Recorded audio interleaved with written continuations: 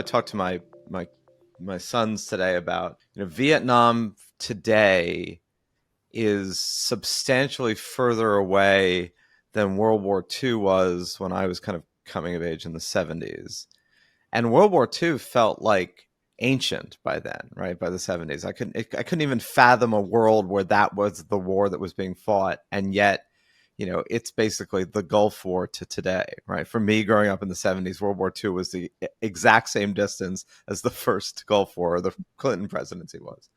And I think about, when I was reading your book, you grew up at a time when maybe not your grandparents, but certainly there were people, right, who would have been toward the end of their lives, if they had lived long enough, who had been born just at the end of, or right at the end of, the Civil War. So there was a kind of, generational actual memory of these things, as opposed to just the history book thing. I mean, does that matter? I mean, in the sense of that you still had a kind of a culture of people, because you talk in the book a lot about the narrative had been, the lost cause and romanticizing General Lee. And yeah, I think you have a point in the book where you talk about, you didn't even realize in playing the war games, the little sibling war games with your brothers, that actually Lee had lost the war, right? Which I thought was a great twist, which I hadn't thought about. Like, how does proximity change memory? I know that's kind of a big philosophical, but it's one we all think about if we've studied history, and you certainly, having had a life as a practitioner, as an historian, have thought about.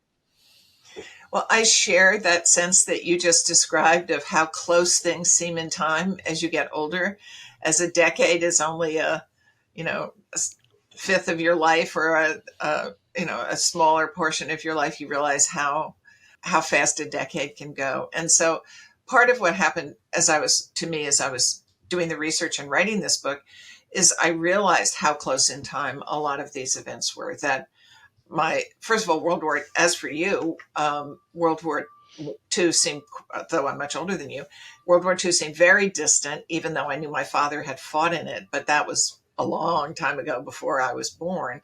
And then I realized that as I looked at my childhood, how close World War II was, and the enormous impact it was still having in my family because of my father's participation, and the participation really of all the men that I was related to.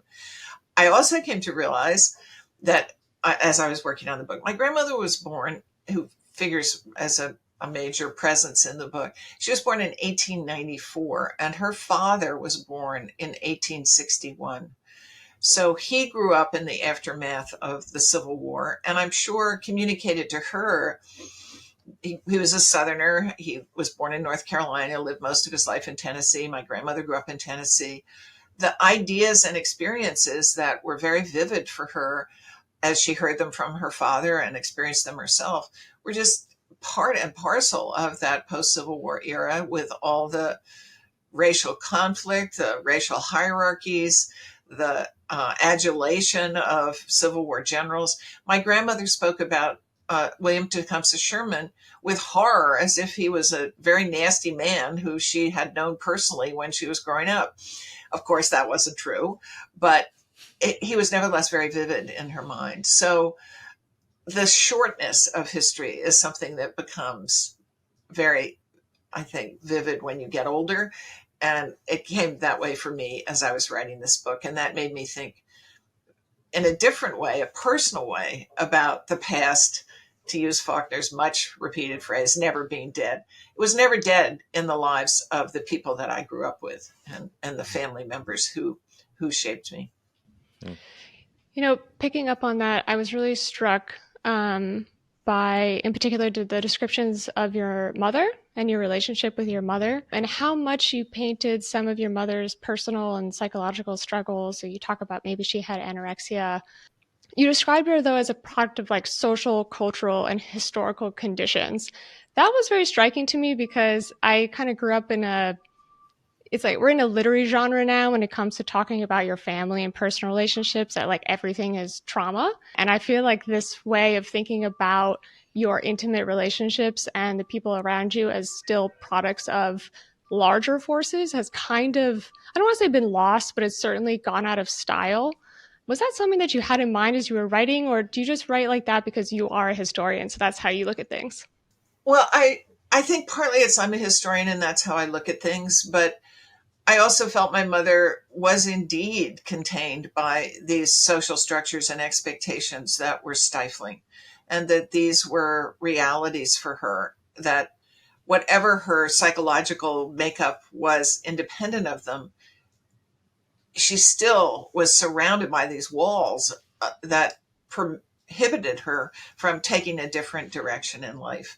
So perhaps it's my historian's view of things, but it also, I believe, is a valid way of thinking about what happened to her in her life. And I perhaps approach it that way because I see how lucky I have been to have grown up in a time when those things were changing and where paths for me opened that she never had the luck or the experience of confronting. And so that's what made a difference for me as opposed to her life, her very unhappy life, and my grandmother's very unhappy life. These were changes in women's roles that had a very profound personal impact on me.